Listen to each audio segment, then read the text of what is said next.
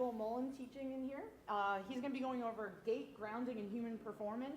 He's the owner of Integrative Rehab Training. He's based out of Maine, so another East Coast person. We love that. He's internationally recognized for doing lectures and consulting, and he works at the University of New England. So if you guys can give a warm welcome to Michael Mullen. Thanks, Lisa. Appreciate it. Good morning. Good morning. I'm glad everybody's here. I try to get everybody's hands shake when they come in, and I missed some of you. I'll get you at the end. I am honored beyond belief, one, to be here. It's always a treat. But two, knowing who else is lecturing this morning or doing a hands-on, that any of you are here means more to me than you know. So thank you very much. I'm sure that some of you kind of went through the title and you look at kind of the slides that are kind of handed and you're like, okay, that kind of sounds interesting. One thing I'm really bad at doing is getting slides in early and having it be even close to my complete lecture. Okay, so I am always refining it and adding it. So what you'll see is a lot more than what maybe drew you in here. And at the end, if I did it right, then there's a QR code you can kind of like put your phone up to and download it. If that doesn't work and you're not techie, I don't even know if it's going to work, but it should. You can just email me and I'm happy to get you all these slides. I actually put them on my website already for people because, again, I don't like to leave people hanging, but I also like to be as up-to-date and complete as possible. I was reading a book on the way here called The Trouble with Gravity, so I was like, already some of the slides are kind of like, all right, well, I got to think about that a little bit differently now because gravity is one of those amazing things, which we'll chat a little bit about, that nobody gets, nobody has, probably never will. But so, as always, a huge thank you to this group right here. I think this is my 15th year doing this. I am honored every year to be part of this. It's a fantastic, best bang for your buck in the industry. So I appreciate you all being here, and thanks to Perform Better for putting it on. And again, like I mentioned, you all are here, and it means a lot to me. I lecture kind of freely, so feel free to ask questions along the way. I like it to be an open dialogue as much as possible. I'll cover some things that might seem a little bit off the beaten path. It's kind of the way my brain works. I've been in the industry for a long time. I love what I do. I learn every day, and I do have a tendency to look at things a little bit differently, which is why I do what I do for the work that I do. I see clients in a studio at my house. A lot of them have had a lot of pain for a lot of years, or have had some real complications and haven't had success with other models. So sometimes it's really doing, reprogramming their system and getting their whole body to function differently than their brain and body are used to. And other times it's being able to have them learn to be able to manage the things that they want to do from a performance perspective, which can be anything from high-level performance, consulting with other teams and organizations, to being able to perform sitting at their desk and not being in pain all day, which it's not a way I want to have people perform, but it's a sad reality. So a few things. So number one, do you even get it? Like, does anybody really get Gait? Like, I just did like a quick scan. I did Google search of Gait analysis, and that's like, I just screenshotted that. The number of books that there were beyond that was just forever. Like, it's broken down to the nth degree for something that I just did one of them. Just did another one, right? I mean, it's pretty fascinating, the degree that things are broken down in a great way. It helps us understand things a little bit better. Gives us some context about things that we should be seeing and what the norms are. And if I looked at every single one of you walk, it would all look just a little bit different. And there's lots of reasons why. And we'll talk about a bunch of those. So when I say, do you even kind of get it, it's like, we sort of have an idea of what it's all about, but there's a lot of things that we have to manage along the way, including the fact that we are inherently unstable. Please don't ever forget that. It's how we're arranged. You ever heard the phrase dead weight? What does that mean? Like, if you pick up a sleeping baby or it's like flops around, that's us, right? We just happen to be upright. And we're pumping, and little signals are kind of going through our body, helping us try to manage this stuff as we're upright. But we are inherently unstable. And some of the things that we're putting into place with good intentions to try and increase our stability might actually be stiffening us up and might actually be creating more tension to the system than it actually really would benefit from. And so we'll talk about that a little bit more and break this down a little bit more, as well as in some of the hands-on stuff that I do.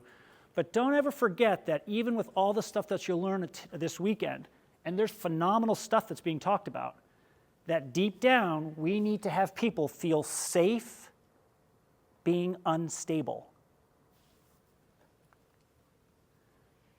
Anybody do PowerPoints? Like this was one of the generic slides that kind of came up, like, oh, introduction, great. So it just kind of was like a cool picture. Well, I chose it for this reason, because it really, when we look at the gait cycle and how the fluctuations of the different things are that we measure in terms of pelvic obliquity and tilt, pelvic rotation, what's happening in terms of like tibial rotation, pelvis rotation, femur, what's happening down in the foot and the ankle. It's all these little fluctuating lines. So do you think that from one step to the next, or one stride length to the next, that it's going to be the same every single time? No, it's going to look kind of like that. A mishmash. Why? Because we are inherently, everybody now, unstable, okay? Cycles, forces, and pumps. Oh my. I think I actually have 2 Wizard of Oz references in here, so we'll see the other one a little bit later on. So what are cycles? We got start and finish, beginning and end. We got transitions that take place. You got kind of like midway. The human system, we've got a ton of cycles we're constantly going through. And some of them are things such as the daytime, nighttime cycles, right? You got your sunrise, you got your midday, you got your sunset, you got transitioning back into overnight stuff. We've got Krebs cycle, we got cerebral spinal fluid flow cycles, we've got menstrual cycles, we've got all types of cycles. We got a breathing cycle that we do, hopefully pretty regularly. Most people not as well as they could and or should be. And we look at cycles as something like this, a nice clean circle, because that's how that comes up on the PowerPoint, right? And that's what we all like to see, nice clean circles. But very few cycles are actually really symmetrical, including anything in the human body. In fact, very little is symmetrical, including everything in the human body. Our sunrise to midday transition to sunsets, not the same. Tidal cycles are not the same. Our breathing cycles, if I'm right in your way, I'm really sorry. I'll kind of step back. Our inhalation, transitioning towards exhalation, back towards reinhalation, not the same from one to the next. We try to make it that way. We try to teach it that way because symmetry is good. We'll build on that in just a little bit. But keep in mind that cycles aren't necessarily start to finish, beginning to end, the same on one side as they are on the other. Don't forget those fluctuating lines with the gait cycle, okay? People are like, what about pedaling? Well, no, because the chain's on one side. And there's the force production that actually happens through a pedal cycle in terms of muscle activity and where the force is being put out. So when we think of things from a cyclical perspective, including the gait cycle, just keep in mind that there should be a beginning and an end, if we want to label it that way, but that it may not be the same from one to the next. And where does it start? Well, this is what all the research talks about. Gait cycle starts with heel strike, correct? So we've taken this body and lowered it from the sky into this position as the gait cycle, correct? Does anybody start that way? No. Well, they do in those little Christmas specials, right? The little elves, they kind of like, they fly in the air, and that. Anybody get the reference? Anybody get those? Yeah. This is what it is. We start in a stance, okay? First thing in the morning, as soon as those feet hit the ground, you're not starting there, you're starting there. How many people, yourself included, or your clients, have that, oh my gosh, I'm just so stiff first thing in the morning, like, oh my gosh, hard to get down the stairs, I'm stiff. Well, what's happened that's not allowed that to work well? They're too there overnight. They're suspended. They don't have load. They don't manage gravity. Gravitation, as Sir Isaac Newton talked about it, hasn't been part of their life in upright positioning. Ask Lee. Thank you, Lee, for being here. I'm honored to even see your face, my friend. The work that they do at FMS and them talking about what it means from a standpoint of loading and being able to move and being able to do it properly and being able to do it from one step to the next. That ability to manage load and make that system be able to do all the stuff that we talked about, all those cycles, requires a bunch of different things. And we're going to talk about one in particular that's a big deal. It's called grounding. So the Gait cycle. I was talking to Lisa just beforehand. Lisa's a hammer thrower. And I asked her, you familiar with the hammer throw? Track and field? Okay. Hammer throw, and I said, how many people spin the way that you spin? She's like, probably 99%. And I would agree with that. Similar with figure skaters. 95 to 98% spin in the air one way. There's a direction that the body spins as a general rule internally with how we're made, the way our anatomical structures are arranged, the way that our organs move with every breath we take, the way that our diaphragm contracts and moves structures with every breath we take. And that internal vortex, if you would, requires a spin that looks sort of like this. It's kind of like this. It's kind of a wave. It kind of looks like Lisa, work with me, right? It kind of looks like a hammer throw, right? And so I asked her, just because I'm curious, and I'm going to go look it up. I will get back to you about that, Lisa. Like, what denotes the difference? And she thought it might be handedness.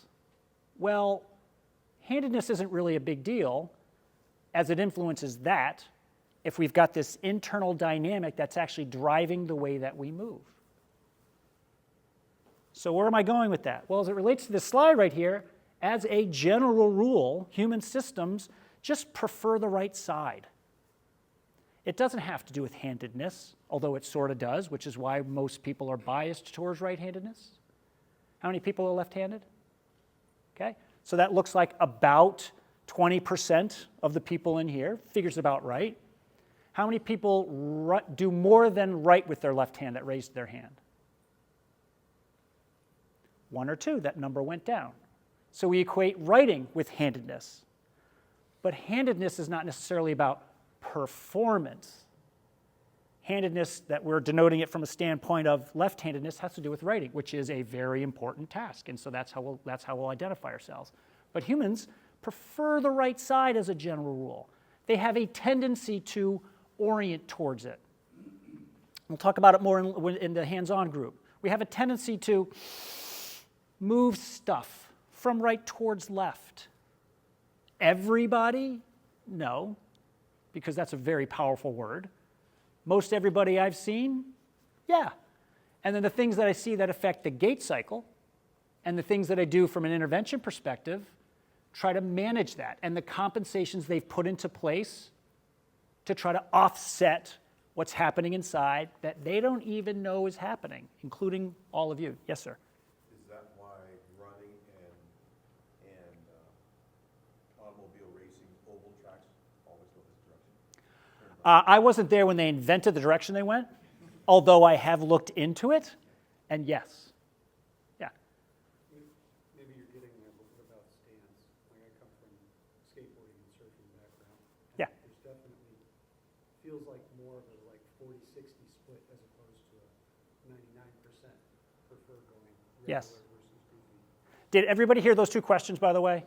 So my apologies. Can you ask your question really loud?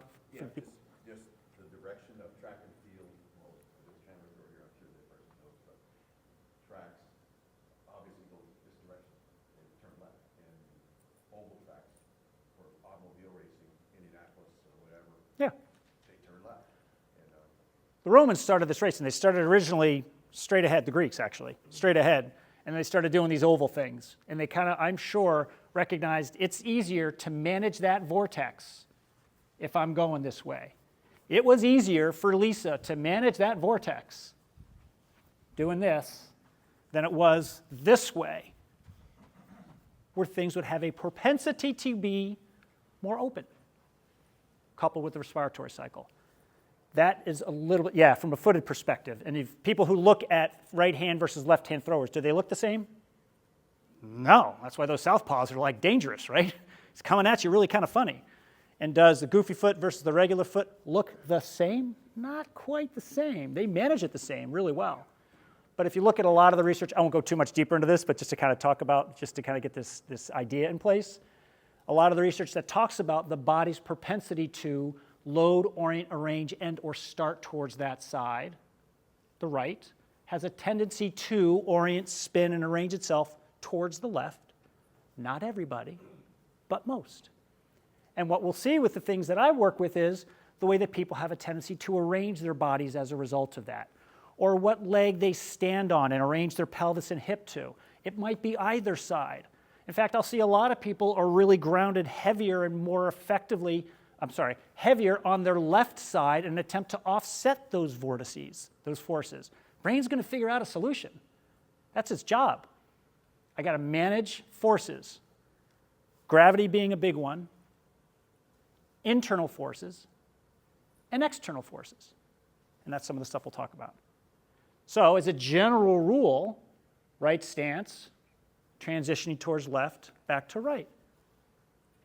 Not everybody, but often. Pay attention when you go to walk upstairs, which leg leads. Pay attention when you're standing and you go to kind of like lead, just for yourself. Anybody familiar with the Mobius loop? It's kind of like that's an infinity-ish type symbol, and that's reflective of a cycle, right? But something's got to start somewhere. And so I'm bringing it back to the stance, and we'll bring that up a little bit later. I'm bringing it back to the stance position that we have a tendency to arrange ourselves from to start. And then what do? We have a tendency to then take a step. And in fact, more times than not, you're going to have a tendency to inhale while you do it. Don't even know you're doing it. Because structures will follow expansion. There's room to move into. It's one of the universal principles. I won't go into the expansion of the universe and all that, but it's a fun dialogue. So, never understate the power of the force. Of course, all kinds of movie references in here, right? So what are some of the forces during Gait? And again, I'm not going to go too deep into the science of this. There's a lot of information out there you can look at. But these are things that we're constantly managing from a force perspective. The gravitational force being one, constantly pulling us. Can I ask you a really large favor? If I ask you periodically, just tell me what time it is. Yeah. Thanks. Normal force, it's the stuff we're managing all day long. Frictional force is the ground in a good way, producing friction one way, one direction, and producing friction the other way, coming back the other direction. Okay? We've got some horizontal forces that we're dealing with, as well as some of the ground reaction forces, which we'll break down a little bit further. This guy was pretty smart, I got to tell you. Okay? The more you read about Sir Isaac Newton and what he did, pretty fascinating. And his understanding and work that he did as it relates to some of these first laws and principles of movement and forces, that law of inertia. An object at rest will remain at rest. Well, guess what? Our brain is constantly trying to strategize convenience. It wants things to be easy and comfortable. You're going to sit a certain way because it's easy and comfortable and, frankly, familiar.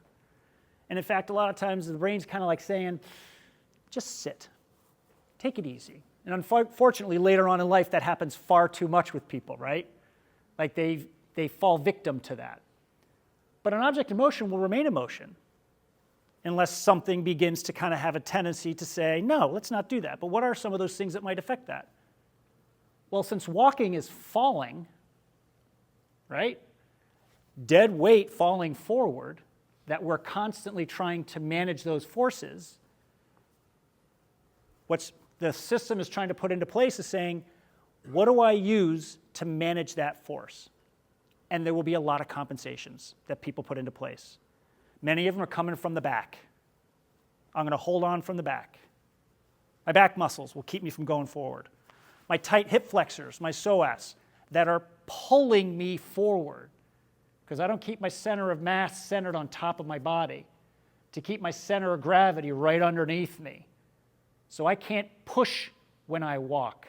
I'm being pulled when I walk. Can you see that? It's a lot of people. And unfortunately, a lot of people's center of masses is increasing, correct, and changing direction. I'm not even trying to be joking about it. I mean, we can laugh. It's kind of funny. But guess what? That's a thing.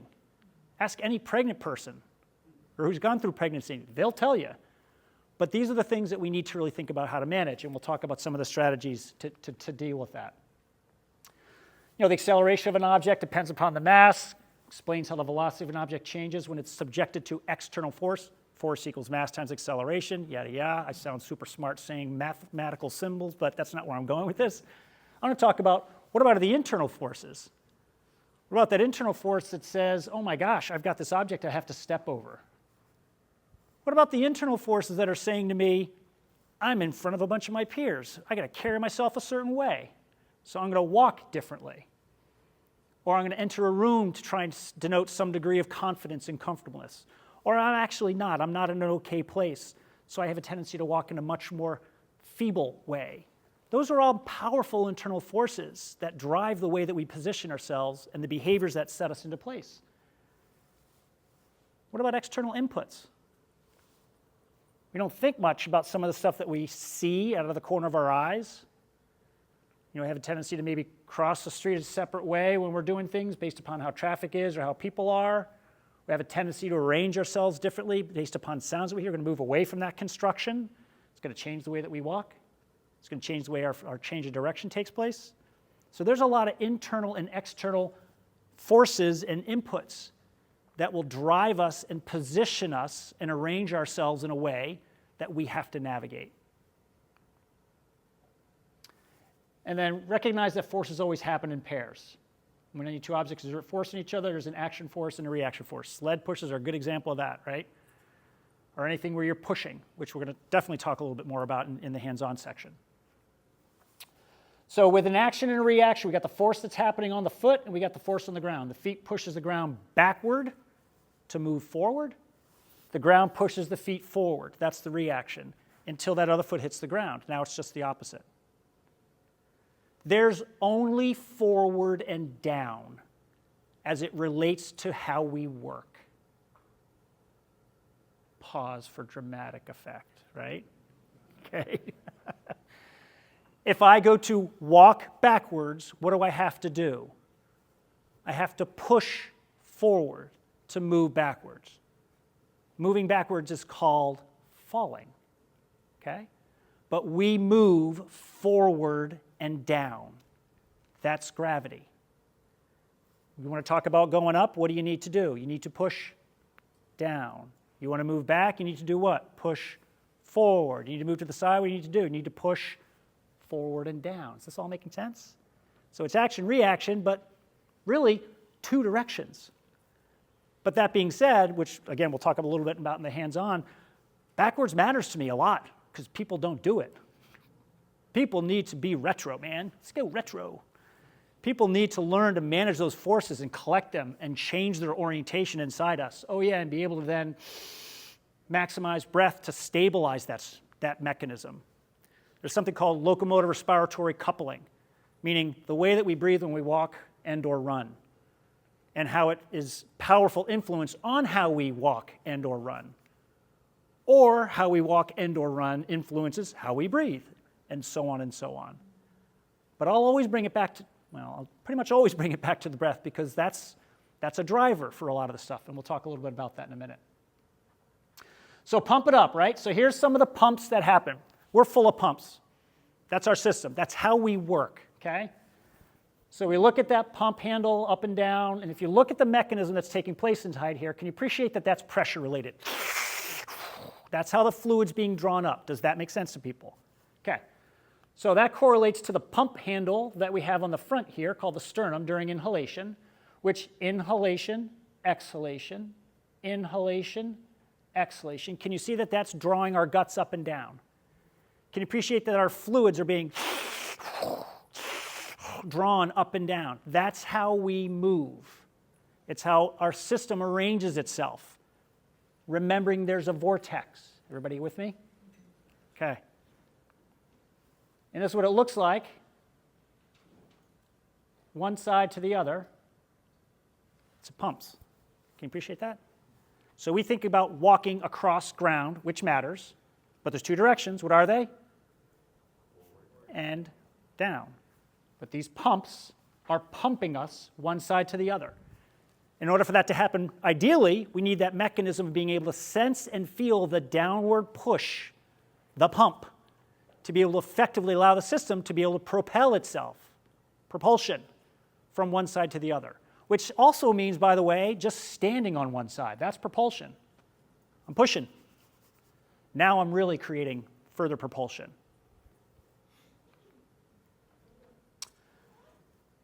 Those arms were made for walking. I won't ask for hands, but if you had a choice between having your legs cut off or your arms cut off, graphic, right?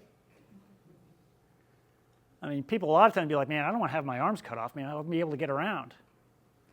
Anybody ever see that Seinfeld episode with Molly Shannon where she walked without her arms swinging? I have it there. I could pull it up and play it, but I'm not going to do it. But it's pretty funny. But you should think about swinging your arms because you kind of look like a caveman. You know, she was joking, but can you see what this looks like? Oh, I'll get around all right. But look at everything from here up. What's moving? Nothing. I'm moving across the ground. I'm going forward and only a little bit down. If I had my legs lopped off, how am I getting around? That's pumping. Does that make sense? That's propulsion. That's respiration. That's cerebral spinal fluids and guts moving up and down. This is getting you from one place to the other. Let's maybe not think too much about that arm and leg cutting off thing, but you get the idea, right? Arms are the number one thing that I spend time cueing with people I work with when I'm working on their gait. The number one, hands down, without a doubt.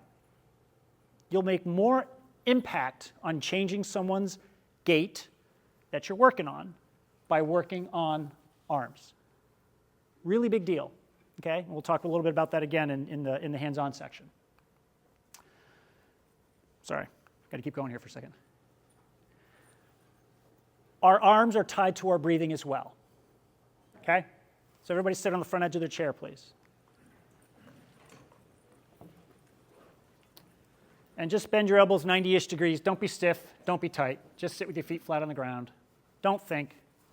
And just move your elbows forward and back. Just don't think, don't change anything. Just make a note of what that feels like. And then relax. This isn't doing anything, it's just really fun to watch all you do that. Do the same thing again, but this time just deliberately, not forcefully, but deliberately breathe in and out of your nose with your tongue on the roof of your mouth.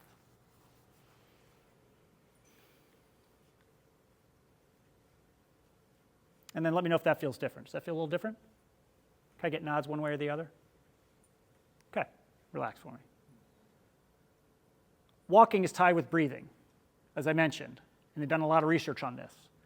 Some of you, when you first did this, didn't think much about it, but a bunch of you, when you nodded, were like, oh yeah, holy cow, now my diaphragm actually has to do its job managing pumps, managing internal pressure. You with me? While now all my intercostals and my serratus and my obliques and all my other stuff have to do this action, and they're working together. That's part of it. They have to work together. But the brain, when thinking of a task, will more times than not have a tendency to breathe shallow or hold its breath. It's normal. I want that if someone's lifting heavy stuff, right? Let's maximize that internal thoracic and internal abdominal pressure. But that doesn't happen too often, right?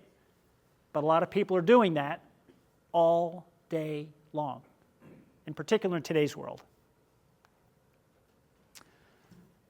It's about turning. So forward and down we talked about, correct? But we actually have to turn into the ground. So it's forward and it's down, but it's always rotation. If I do this with my foot, what movement is that? Pronation, okay? Pronation gets a bad rap, okay? Oh, you overpronate. Well, pronation's really pretty good. We want to control it, but if I'm pronating down there, do I want everything to pronate? No, okay? So we have to have some things that are going to be going the other way. And we're going to have some things that are going the other way. You with me? In order to properly get ourselves to move forward and down. So we have to turn into the ground, but with control. So we have to have what's called relative movement. Meaning we have to have things that are moving in one direction, but we got to have something else kind of moving in the other direction to kind of offset that, and then all in its way, all the way up. That's every single step and every single degree of arm swing that you'll see. It's like that. You got a force put into the ground, and you got the opposite force creating the opposite direction. We're screwing ourselves into the ground in a good way if we're doing it right. I don't want people getting stuck there. I want them to be able to get down into that space, be able to manage it. Can you breathe there? And then can you get out of it and go to the opposite side and do the same thing? Anybody who's looked at people doing 5-10-5s and stuff like that, you see that cut and that change of direction just doesn't always look the same from one side to the other from people. And so on when you look at people managing tasks, okay? So don't forget that there's turning that needs to happen. IR, ER, IR, ER, all the way up the system. Exhale, inhale, exhale, inhale, all the way up the system. They're all tied together. Your ERs are more expansion. Your IRs are more propulsive, okay? We want to balance them off. That's the pumps. As I was mentioning, got to keep things relative. So as that's moving towards extension and the body's rotating inward and now starting to resupinate, that's going to have to resupinate, but that's going to have to IR, that's going to happen. You with me? So there's these things that are happening side to side to keep that relative movement occurring in order for me to be able to create a step mechanism, okay? Even just doing a step mechanism, doing some of the FMS screening. It's a good example of the body moving towards one direction as I do that, but I've got to create this rotary force in the opposite direction in order to be able to manage those forces into the ground, okay? Keeping things relative. Something's going down, something else is going the other way, okay? I got deep thinking when I did this slide, so this is just, I thought it was fun. So I think it's one of the ones that was up there. So this is the Coriolis effects, right? Like, you got currents going one way, you got currents going the other way, you got currents coming in from above. So what's that look like? If I tipped it on its head, it's us, right? Planets wobble. A spin is a wobble. I want good, unstable wobbling with the people that I'm working with. Do I want them doing it on the track, Lisa? No. Do you want them doing it throughout life? Yeah. So that they can do it on the track and then get out of it and bring it back into a nice wobbly state and have them feel, again, safe with it. That's the big deal. Every decade, people are less and less safe feeling with their gait, with their sense of balance. They become more and more concerned. And there's lots of reasons why. There's the obvious ones. Unfortunately, the medical thing automatically chalks it up to age, but there's a lot of things that we're talking about here that are a big portion of what people lose. So then we talked about what I mentioned before, where the brain's going to say, what do I do? Well, I'm just going to take this object, make it rest, and it's going to remain at rest. And guess what's going to give me the motion? The rocking chair. And I'm not trying to be sarcastic and funny, but that gives them that sense of movement. That feels good.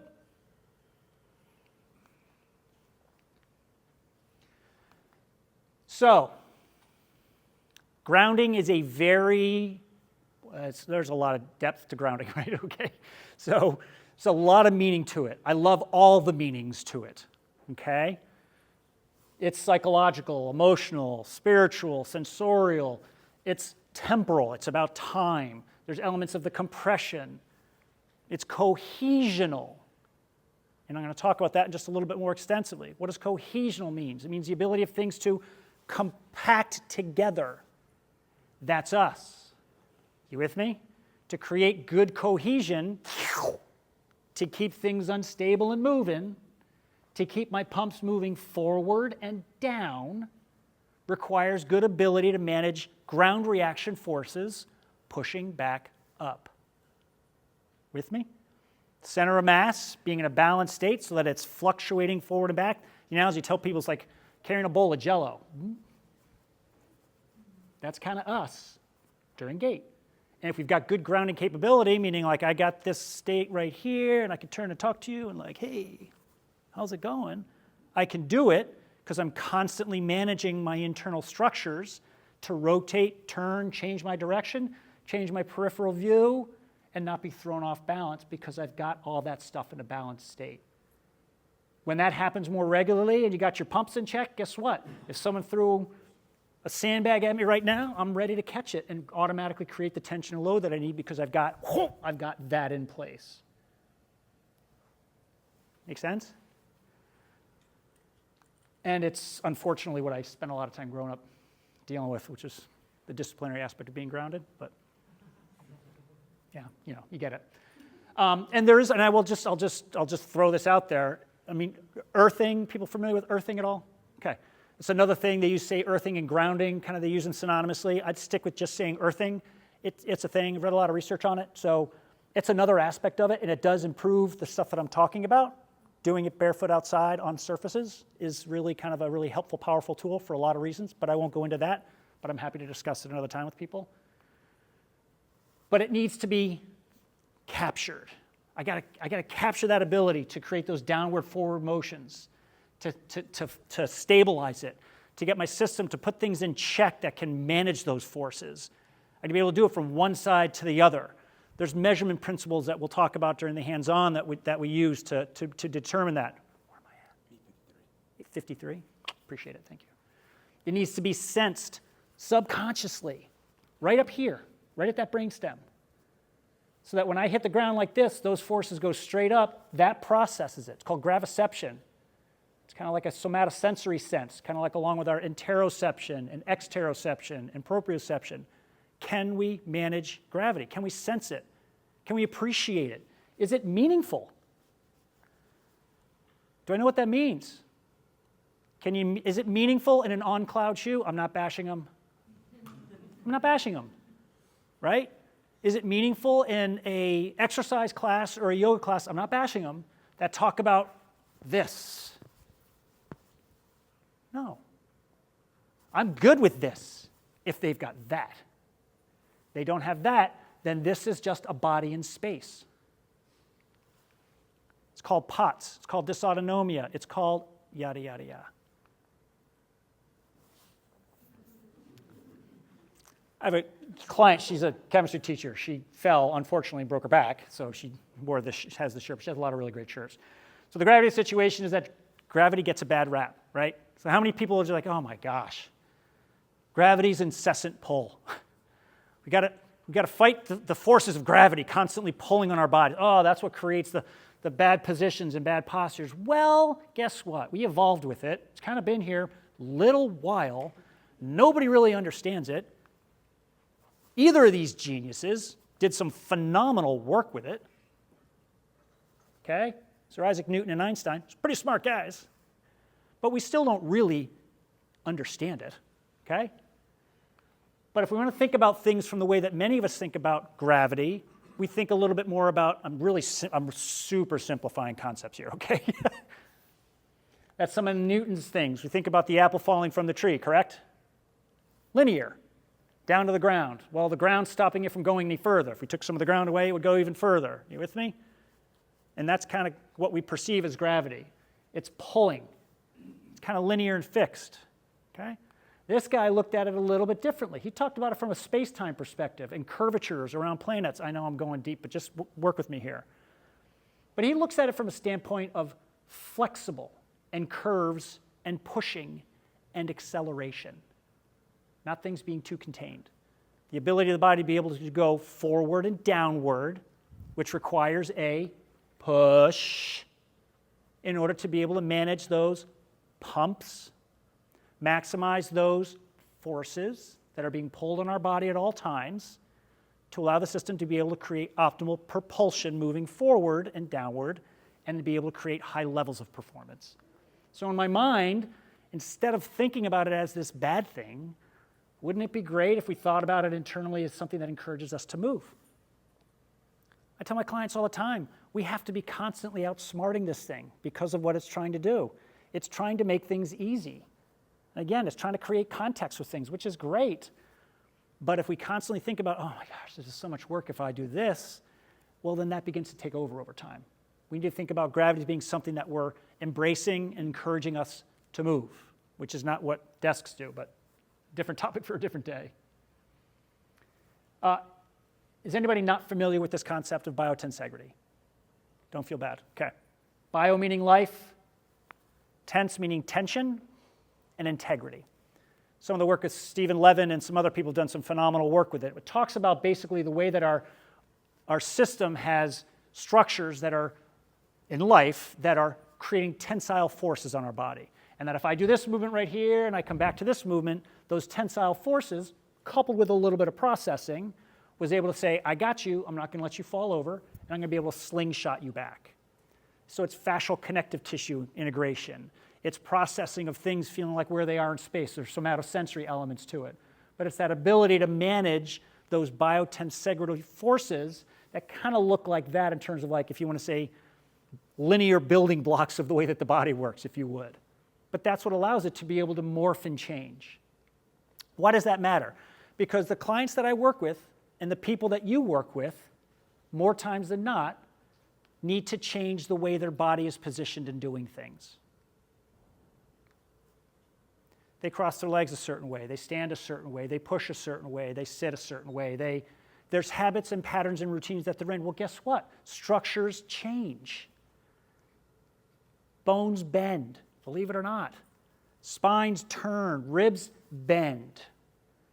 Cranial structures, look at x-rays and look at different imaging. You'll see bent bones and bent structures into positions because that's where the body's putting it.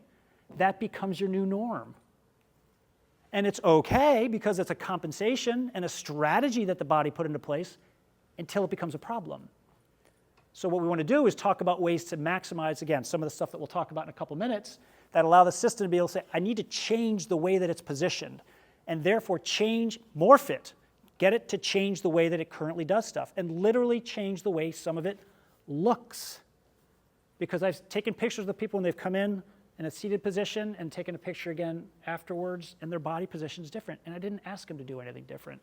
I'm not doing this. I'm just trying to say we rearranged stuff. We maximized the stuff that we're talking about to get it to change how it's positioned, utilizing these principles.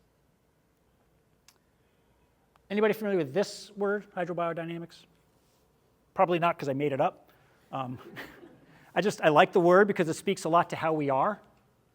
We're fluid. Baby coming out of the womb has been floating in fluid. You with me? We're 100% fluid when we're born. And that changes over time. I'm not ignorant of that, but there's still elements right down to our bones on the molecular level that we are fluid-based. So that's the dynamics that I'm trying to manage to manipulate structures to make them look and fold and bend and change. Think about that as kind of like an internal structures to be able to maximize that length-tension relationship, but we need the ground to do it.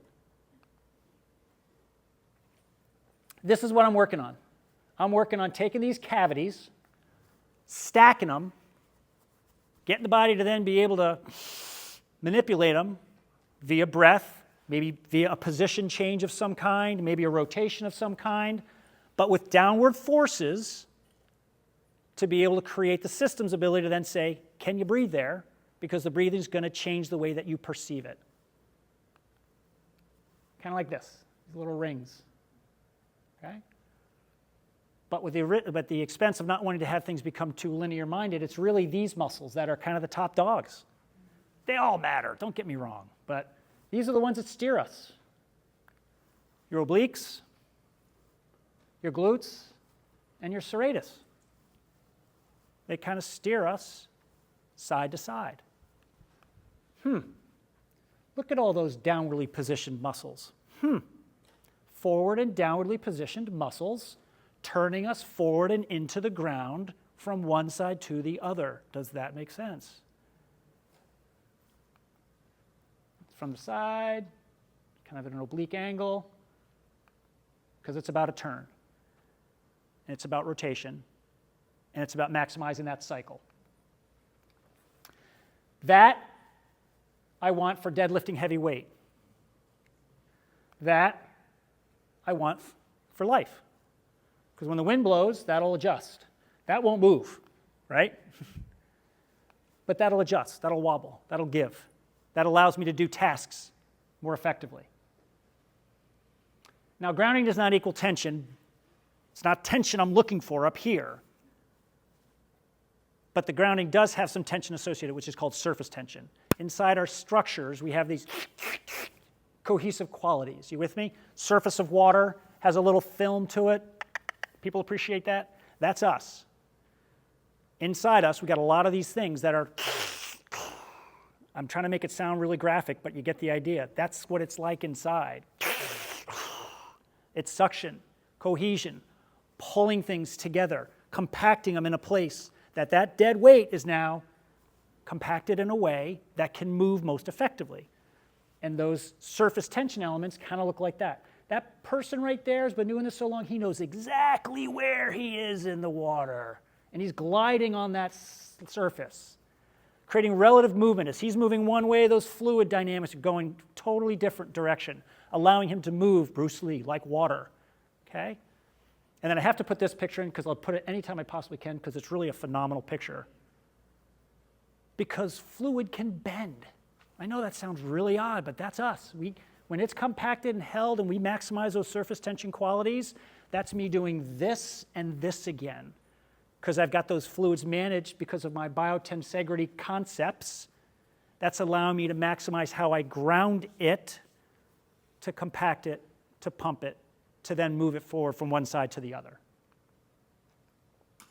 It's like suction, okay? And again, plus octopuses are really cool.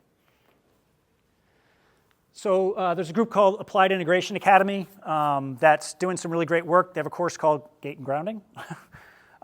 So if you're interested in learning deeper about some of these things, it might be worth kind of looking into some of their work. But this is kind of their concept of what they call respiratory neurodontics, fancy way of basically saying, I want those domes stacked on top of each other. I want those octopus suction cups allowing my body to be here so that if I'm going to step, I can inhale, I can exhale, I can do whatever, but I'm not going to have to change my body position to try to manage those internal forces that are constantly manipulating my structure. Arranging these domes and holes and cavities in a stacked position on top of each other to allow for expansion and compression and alternation, to go from one side to the other, completely from one side, completely to the other side. This is not going completely from one side to the other, right? This is Molly Shannon and Seinfeld. This is not going from one side to the other. This is not going from one side to the other. Arm swing's asymmetrical. Look at the research. Left arm has a tendency to swing more in many humans. So a core principle is can I compress it? Can I ground it? Can I occupy that space? Can I breathe? Can I escape? To go to the opposite side. Okay? We'll be going through this in the hands-on. This is a grounding performance test. Pretty easy to do. You don't have to be a PT to do this, but it's just a way to kind of have them correlate their sense of what their body's doing in terms of pushing the ground and sensing grounding's input to the brain and the body versus what you feel when they actually try to produce that force. And it's very common for it not to be what they think it is. And it also helps to dictate some of the interventions that we actually introduce into what side do we need to start with. Here's some of the things. Awesome, thank you. So here's some of the things that we'll do, some different types of things. And again, I'm not going to go into the nuances of all these, but these are some activities. This was me kind of like in the middle of the video. I just started screenshots. Sorry. But these are things that we do to get the body to learn to create a turn, let's just say, into one side that needed that particular attention. This particular one, so all these pictures that I'm going to have coming up now that I'll just talk briefly about are, let's just say, assuming my right side needed more grounding sense based upon that assessment. Does that make sense to people? Okay. So this is working on that top knee's forward of the bottom knee. That top arm is reaching forward, turning me to which side? The right. What side's on the table? The right. So what side's best grounded now? The right, okay? And then maintaining that, and we'll talk about it in hands-on, and being able to breathe. And it's not just breathe, it's maintaining that compressive suction and then holding that for the inhale. Not having it look like this. Not losing that. You with me? This is a seiza position in the Japanese culture. It's to sit with perfect posture is what it means. But it's a good position to get the body to stack. I got my body stacked right up on top of my ischial tuberosity. My bowl's right underneath my head. And that allows my body to be able to then sense stuff where I kind of take these out of the equation that can kind of throw off our body's perception a little bit. This is doing it on that one side. I'm pushing into the wall. Now I'm using the wall to help to be able to create that ground to compress me down more. Oh, and then be able to breathe in that position. This would be now pushing my body from one side to the other. Again, I'm overemphasizing one side because I'm trying to simplify it and just keep it on one side. But that's the side that allows me to be able to be there to then, can I breathe there? Okay? This is a half kneeling position. Pushing forward and down at an angle, get my body to be able to compress down into the ground while my body's loading down below, doing it on one side and then doing it from one side to the other to get my body to get this cross-referencing, get that biotensegrity concepts of structures being able to kind of like, yep, now I got your turn. You compressed it, now you've turned it into that opposite direction. This is doing it in standing. Straight down on top of that side, compressing down. Little turn of the pelvis towards that side. Shoes matter a lot. Again, we'll talk about this stuff in hands-on because I want to create the ability to sense the ground underneath that dome of the foot. It's not about support. It's about having an arch to be able to push into something that's going to push back up against the arch to give it that feedback when I'm doing these activities so that if I do these types of things before I go to lift, I can lift barefoot or in stocking feet because I've got the grounding perception in place because I put some constraints into place that give my brain the feedback it needs that I'm like, yep, I got it, for them to be able to then do what it is they want to do or run or whatever that is. This is pushing against the wall, turning me what direction? Towards the right. I'm turning into the right side. Can you appreciate that?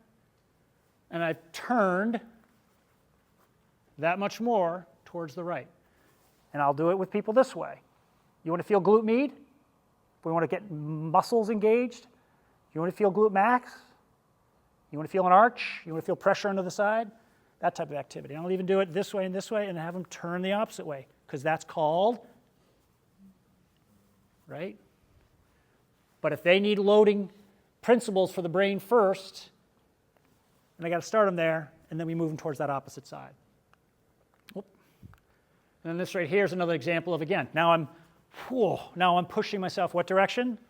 It's okay to say backwards, but okay? Pushing myself back and onto that side, getting my body to learn to manage those forces so that now when I'm pushing, that reaction into the ground is solid. Solid. If you got people with center of mass issues forward, they need to be pushing their bodies back to get that center of mass back where it belongs. Create those upward forces. Again, real high level, but really powerful way to create that sense. That's going all the way up to the brain, okay? And then these are just some dynamic ones. Weight's on the opposite side here, because that's driving the weight towards that right side. If I did it on the right, I'd tip. I'd be too far that way. However, I want it in the opposite side because now I'm pushing, this arm sliding on the wall, pushing myself into the ground. Now I'm managing, if I got weight on that side, I'm not going to over-lateralize. Now I've got those forces down so that when I'm managing weight on that side, it stays there because I've got, let's just call it frontal plane or turning activity capabilities. How's it look for human performance? There it is, Wizard of Oz, right? The Wiz? Thank you. We have to compress gravity to defy gravity. Again, we think about up. Up's a big deal. Human performance, up, throw things, jump, lift. But we have to push it.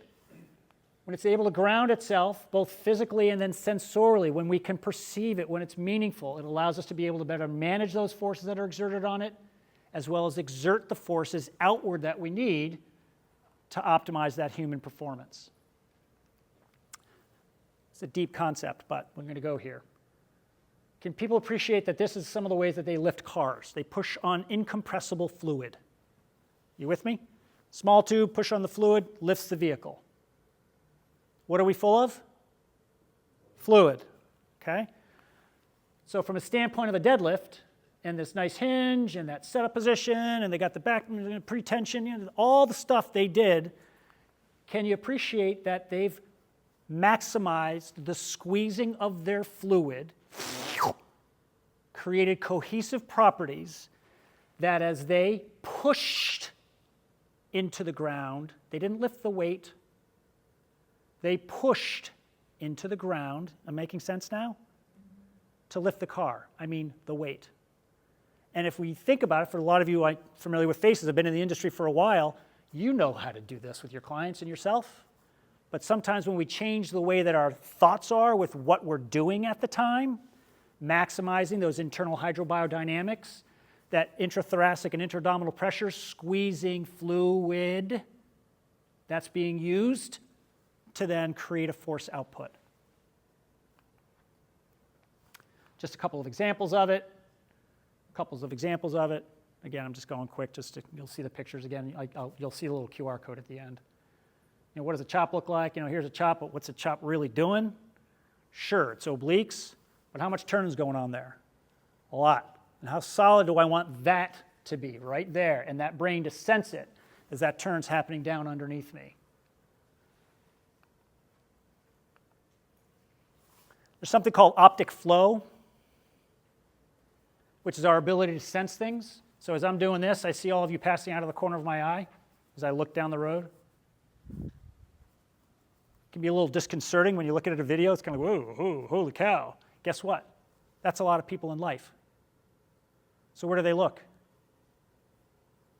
Down. When you see people walking, a lot of times they're staring at the ground. Not always, often. But if they don't have good peripheral ability to open up space, to move, and again, like I demonstrated before, to kind of like turn, move, mobilize. I see something out of the corner of my eye, it's not a threat, I'm safe, I can keep walking. Or other senses, the sounds of passing by us, that Doppler effect. We have to have these senses for us to walk well. Otherwise, we will lock ourselves up. It's what we do, because it just doesn't feel as safe. Or I'm not being critical, or we'll put these on, or we'll put these on, or we'll be, you know what I mean? And we're podcasting and stuff like that while we go for a walk. It's like, okay, I'm not being critical, but you're losing a lot at the same time, okay? It's like walking on a treadmill. I'm not against treadmills. They're a good way to kind of get it done in the wintertime. I live in Maine, trust me. Got a lot of people that got to be on treadmills. It's not how we work at all. And yet, I'll watch a video or I'll have something propped up at the same time. I'm not being critical, but these are just things that I work on with my clients. Behavior change, behavior change. I don't want you to do it all the time, but I really want to have you do it some of the time. Take the iPods out. You know what I mean? Just be present. Make it meaningful. So I talked a little bit about this. I'll just kind of give you just 2 cents worth. They're all good in their own way, okay? They all have applications. I'm not going to bash any model or any particular shoe. What I will say is that it's unfortunate to me that this company has had such an influence on so many other companies that the same models have changed the volume underneath us. And that heel-toe drop is huge now. And that amount, I had a woman come in the other day, she got the Hokas because they were recommended, and she's like, yeah, I really got to change how I do things now because I really feel myself wobbling. Well, that's the wobble that we talked about, sort of, but not really. She's walking on an AirX pad all day, right? So I'm not being critical of it. But again, what's happened is that this change in dynamics to sell shoes, and frankly, it's hard to go back from one model, same model, as you can see, totally different shoe. So you tell your clients to get a pair of shoes that you want them to get, but you got to kind of check what they are, okay? But I want people feeling this, and I want people feeling that, and I want people feeling that. I don't love them, I'll just be honest with you. But remember that most of these are designed for walking, right? Ambulation, forward and down. but a lot of people are wearing them all day long with good intentions because they're supportive and they're comfortable and they cushion and all that, but they're not moving, okay? Tell people if you're around your house and you're doing stuff around your house, wait, I think I have this little slide. So everyone's entitled to my opinion. If you're around your house, you know what I mean? Take your shoes off periodically. Let your bare feet on the ground, please. Feel comfortable with it. Do it. Walk outside, do stuff, okay? If you're going to be on your feet doing a lot of stuff around your house, put some shoes on after a period of time. Again, think that arch getting feedback from the ground, create contour of the ground to your foot. Don't sell it as arch support. It's not what I ever sell it as. I want to have your foot to have something to push into for propulsion, to use pronation, to be able to then push back off of to resupinate, okay? And this is just a good example of look at shoes sometimes, and they can kind of tell you. You can see this guy really wears that left side. This guy really wears that left side. So that right there kind of gave me a little clue when I lined them down on that to do that testing about what I thought I'd see, and then the tests give us an idea. So refining our message, I think these are different than what you got too. So upright versus straight. People like sit up straight, stand up straight. I mean, the straight is the big word that we talk a lot about. It's very linear minded. There's nothing in our body that's straight, okay? So think about things just being more stacked, more upright, okay? Get things to arrange and get those domes and cavities to be able to stack on top of each other. I want people thinking about recovery. And like when we're working on good gait dynamics and being able to walk well, I want them to be able to kind of recognize you're trying to recover from the falling. Just look at it that way. And that preventing it is, sure, I don't want you falling, but prevention denotes fear, right? I've got to prevent myself from falling. And people don't even know the number of things that can actually influence it. Trifocals. It's a great example. It's like a 25 to 30% increased fall rate with trifocals, with multifocal glasses, because it's fuzzy down there, right? But it's easy, it's convenient. You really want me to get 2 pair of glasses? Yeah, I do, because it takes that much time, really, right? And usually the tasks that you're doing are being done at different times, but you try to do it all at once, you're going to be managing gravity and your body's ability to manage itself very differently. I want people to think about that compression. Compression is not a bad thing. We're optimizing it in a way to create that cohesive qualities, that suctioning versus tensing. This